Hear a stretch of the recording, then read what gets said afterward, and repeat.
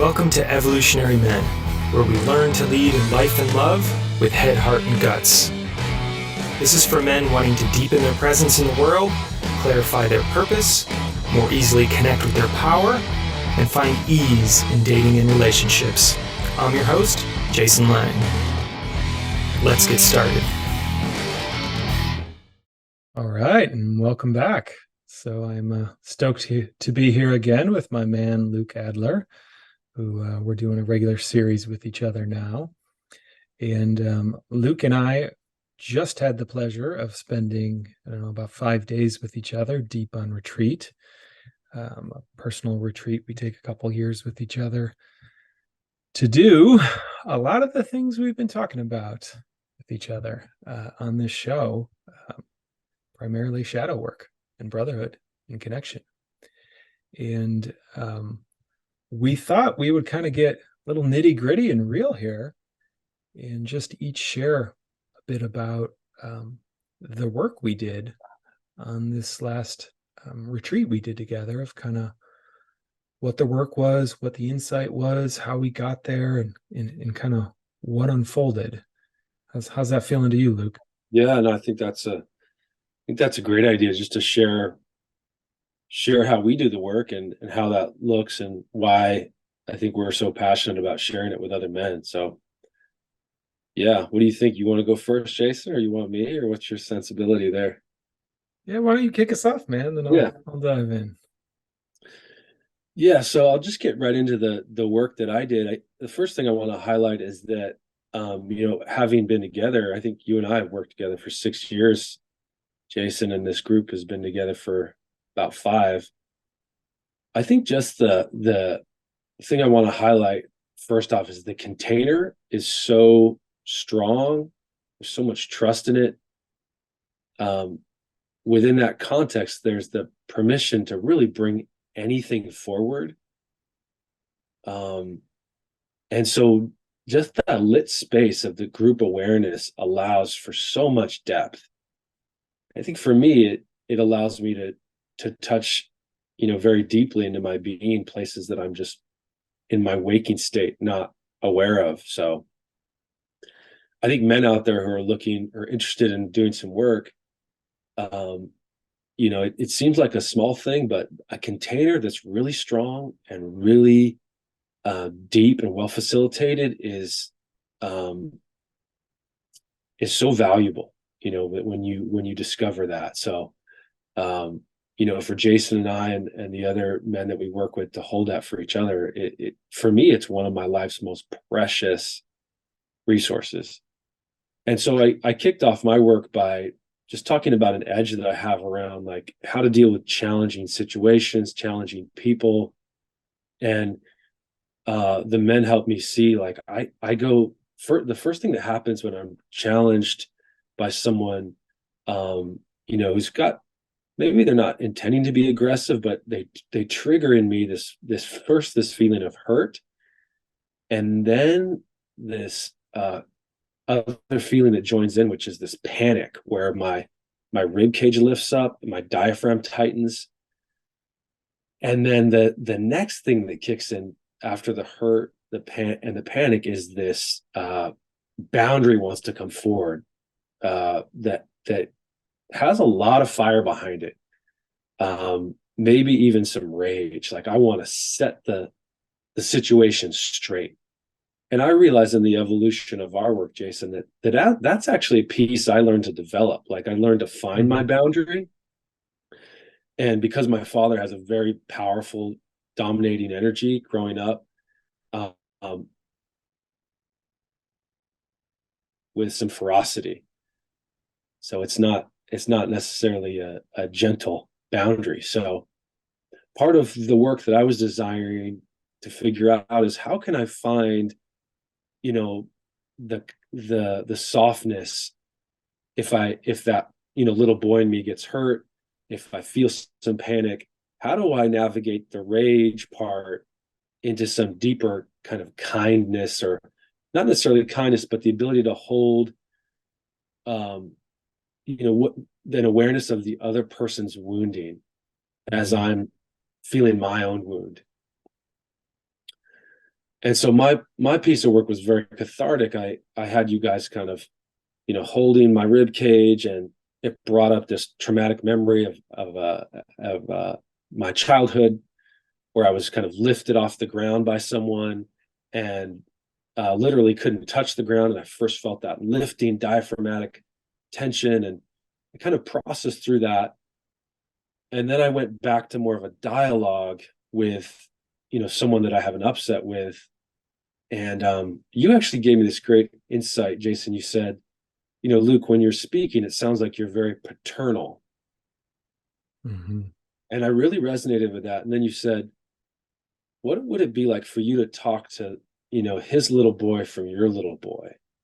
And when you said that, it broke open this space underneath my rage, which was this ability to feel this other person's pain and where they were actually coming from.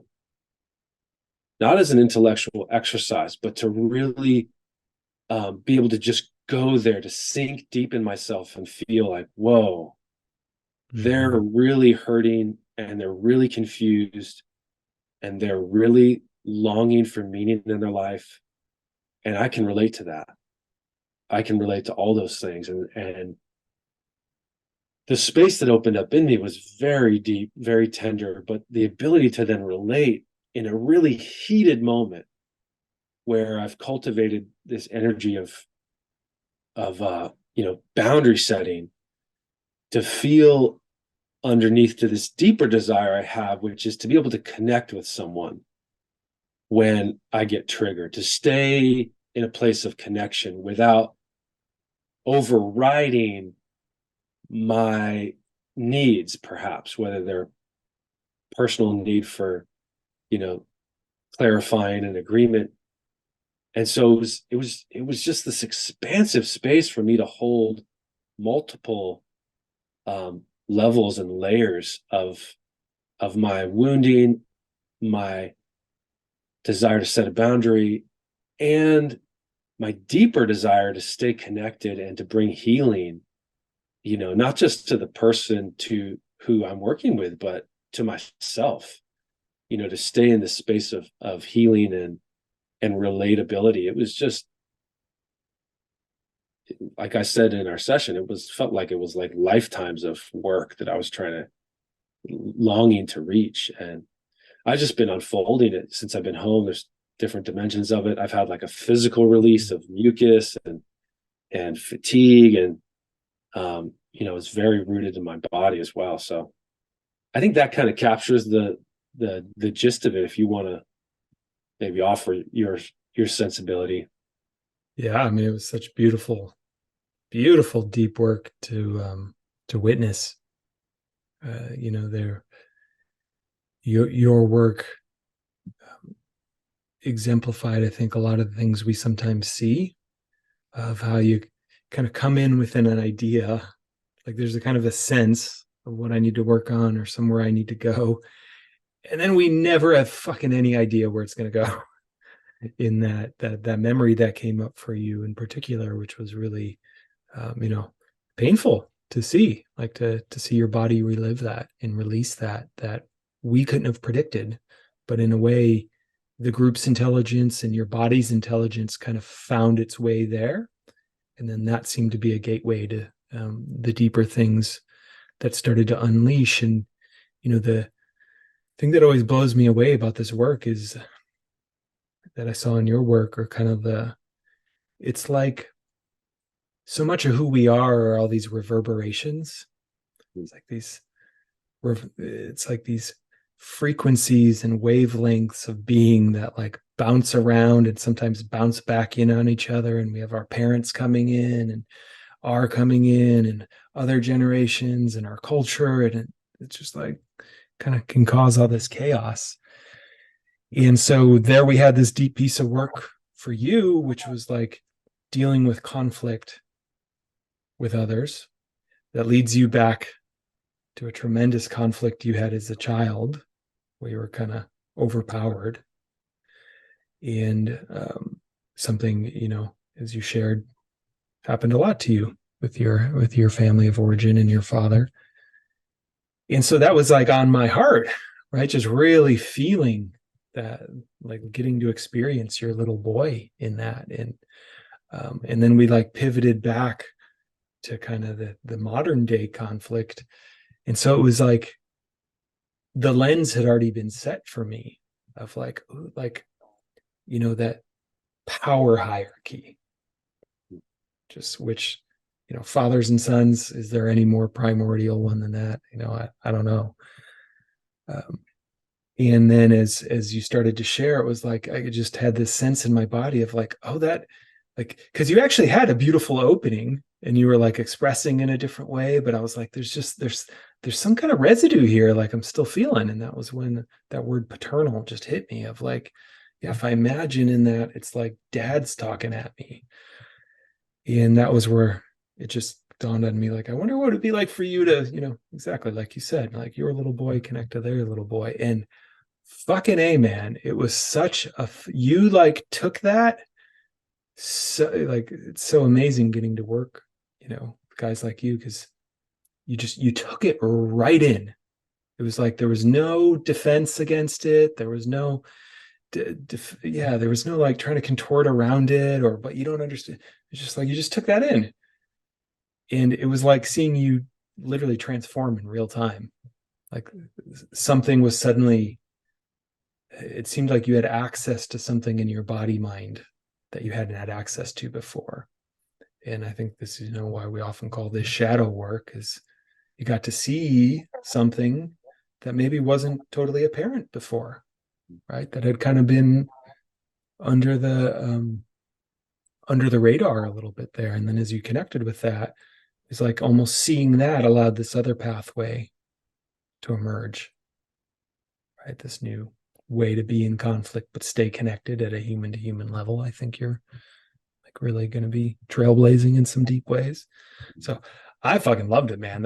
I think we both finished that session. We were like, this is the good shit. This is like what we live for. Like, this is what the work is, right? Like it's so deep. You move so much. Like there was tears and anger and grief. And what I love about this work is like right on the other side, we were like, fuck yeah. Like there's just so much excitement that like the feeling of whatever that was, that's why we do this work.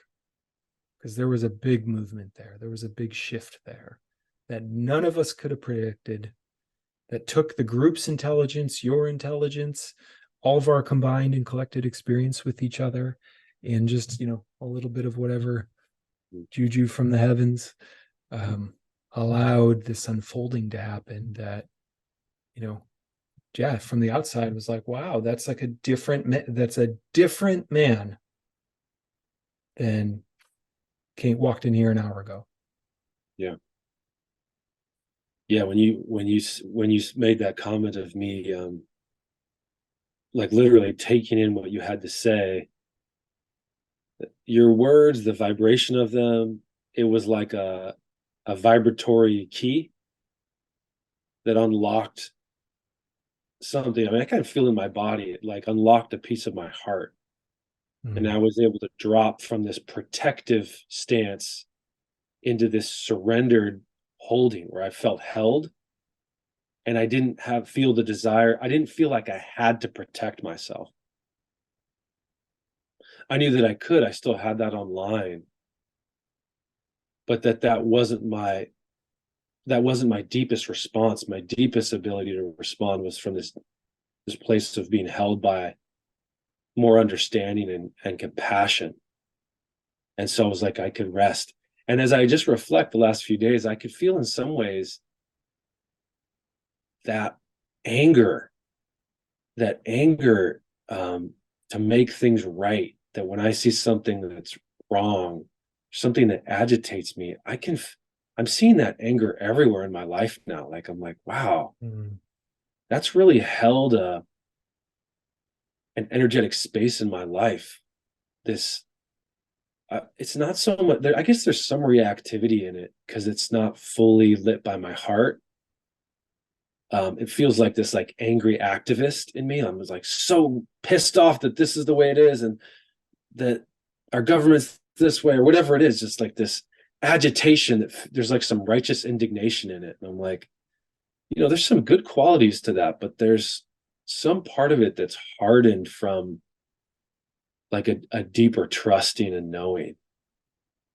And I'm working with it. I mean, it's not like I've achieved it, it's over. It's more like, Yeah, okay, yeah. I'm working this piece. It's just magnificent. I like that image of the key. It's like, Yeah. yeah, it's not that this work magically like fixes these things, but it's like suddenly there's a portal Yeah. into this body, this work, this pocket, this energetic that we didn't have access to before, that now you can start to play with, right? You're engaging with in your life, getting to feel the textures of it, how it shows up, how do I work with it? And it becomes a process that you can more deeply, engage in, versus like when we don't even know how to get in there a lot of the times. That's where it can be so painful, right? Mhm. Of like, there's something here and I don't know how else to get around it. But then once that door's unlocked, it's the beauty of a shadow work in a lot of ways. It's right, bringing awareness to where there was no awareness before. And you Yeah. can't change anything. You can't change something if you're not aware of it. That's right. It's like Something that about simple. it is that simple. There's something about like that core, like I would categorize the work I did and you did as like a core level awakening where there's levels of our awareness that, oh, I've become aware of that pattern at an Mhm. intellectual level. Oh, I've become aware of it at an emotional level. And then a core level awakening is like when all whatever 4 or 5 levels of awareness coalesce. And I would definitely say what occurred with me was that, with you was that it encompasses all of who you are. And an awakening so complete, we could say it's a core level awakening, healing, integration.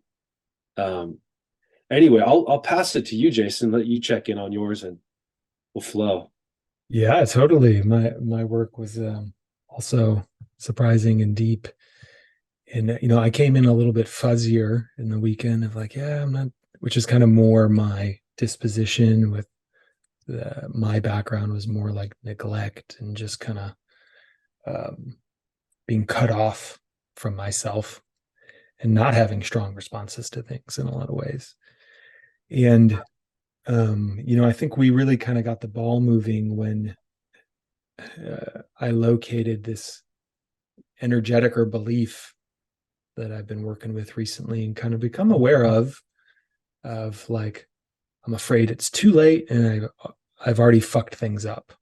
Like it's too late to fix whatever it is, and I've severely fucked something up, and it's like there's no going back. It's over. It's the end type thing, which shows up, has shown up in my work and in my relationships and all kinds of deep ways. But there was a way, working with you guys as you led me deeper into an experience. I had mostly been kind of processing that on like a kind of a tangible surface level of like specific things and instances and whatnot in life. But as we got in, particularly into my body and exploring, what was going on in my posture and particularly my back spine and my shoulders, and it's like kind of wall of tension I often just carry in my body of like being braced, just braced. And as I really, really dug into that, and as you guys kind of led me deeper into that, I went in deeper.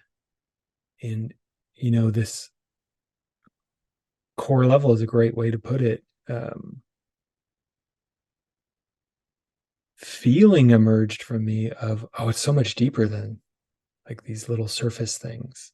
Like this is my karmic fear about my lifetimes that I've been living for a long time, that I didn't show up in life or I made a mistake and it's too late and this life is over. And what it really unlocked for me was kind of a newer type of relationship I've had of, for, be 43 soon, have a young daughter, and kind of getting into that middle age of like, yeah, I'm feeling afraid of death for the first time, like genuinely like afraid of death.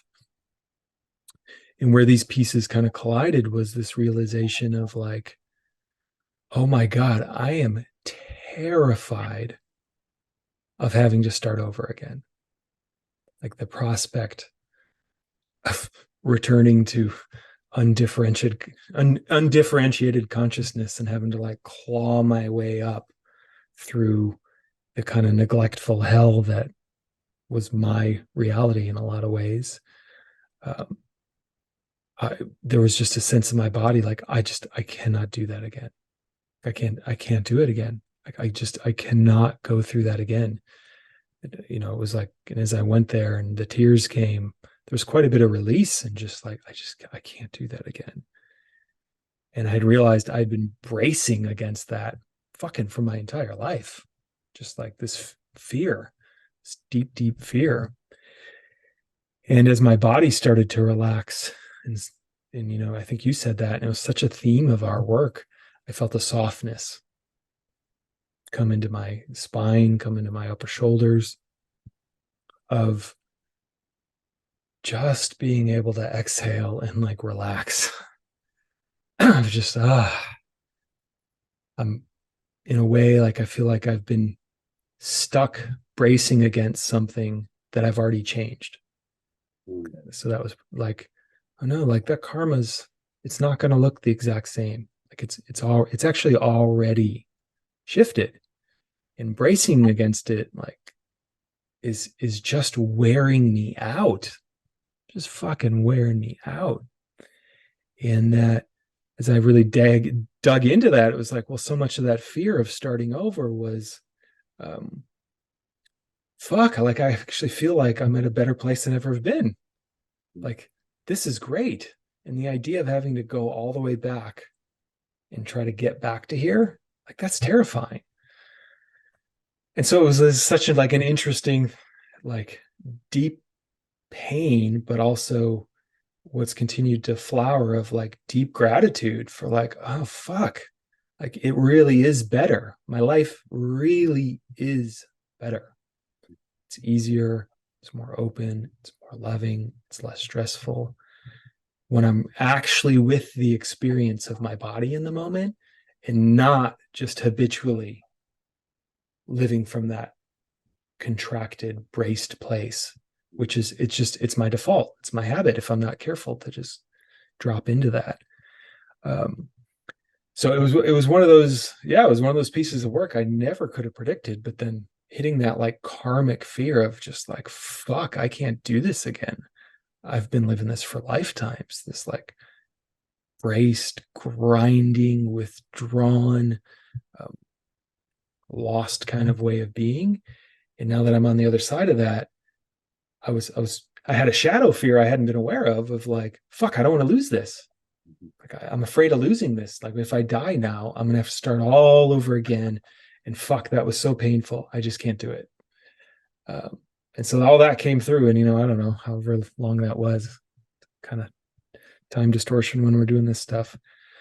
Um, and then I was able to sink into our time together, our weekend, just at such an even deeper level of just really being in gratitude for this is my life. Getting to show up, I'm doing work like this in beautiful places, great guys, leading this work with other men. And yeah, it was super fun to be able to bring that home. And we probably don't have time to talk about it today, but there's always the coming home and trying to communicate what the fuck happened to like a partner, which can be pretty hard if you're not there.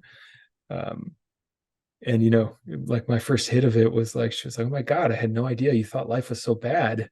Like she saw that side of it, that like my life's been so hard, I couldn't do this again. And having to like get into the nuance of, well, actually that was tied to this realization my life is really great right now, and I'm so afraid of having to get back here. Which was beautiful for us to just even engage in that and celebrate that. So yeah, I loved the work, and you were instrumental in facilitating it with other men. And same thing, it's like the thing that always gets me about this work is it's not only like the immediate impact, but it's when I start to like reflect upon it 3 to 6 months later and see like, wow, that was a thread that just kept unraveling. And knowing that, I'm like excited to see how this thread keeps unraveling inside of me moving forward. Yeah, I think of the theme in your work, my work, one of our other buddies' work, who did another really deep piece, but really everyone who was there. And of course, the work we facilitated in Heart of Shadow, there's a momentum behind our patterns. And, they could be genetic, like our fathers, grandfathers, they could be past lives, like whatever framework you want to consider. To me, it's not really relevant, the detailed explanation, but the momentum that's like comes down upon us. It takes almost like an equal force mixed with a little magic and grace to shift, to purify, and create a new thread or new pattern, like you said. And I think that's really the power of a lit container. Mm-hmm. uh whether it's men's work or women's work, like we said last podcast, it's human work in a container that's lit by shared desire and longing for freedom from the momentum of our past, our ancestors, to shift generational momentum towards being asleep and stuck in pain is, in my view, it's the best thing, the most powerful thing we could do in our lives. So yeah, it was so powerful to witness your work and feel the heavy weight of this pattern that you listed back a few generations. Yeah. And feel you, like when you said that you couldn't live another lifetime, man, my heart broke. I was like, I know you can't, and I can't either. It's to carry this weight again. Yeah. Implicit within that was, I won't live another lifetime like this. So I this is totally. this is done. And like, it's not so much that you were begrudgingly moving through your life, but that feeling was there somewhere deep, deep in your body, in your psyche, in your being. And that's what came to the surface. That wound deep in your core came all the way up to the light of your heart and the heart of every man there. And inside of that light, it really hadn't, you wanted to heal, and it moved, it healed, it got lit up. It was just, man. It still blows me away. And yeah, it's like I think what I really appreciated about our group this time was the speed and efficiency with which it felt like we got to karmic knots, like Karma's just not. that core level stuff you're talking about, the deepest wounds. And that how the why I love doing this work in a group is there's something about the group,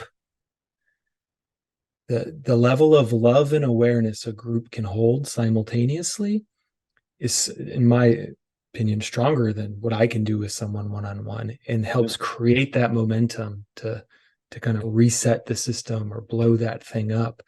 In that it takes, there's just something about that collective energy that I think it's meant, I actually think it's how we're meant to heal, in group, in connection, in relation, in so many deep ways that we're just starting to repiece together as a culture on the other side of destroying most of those practices.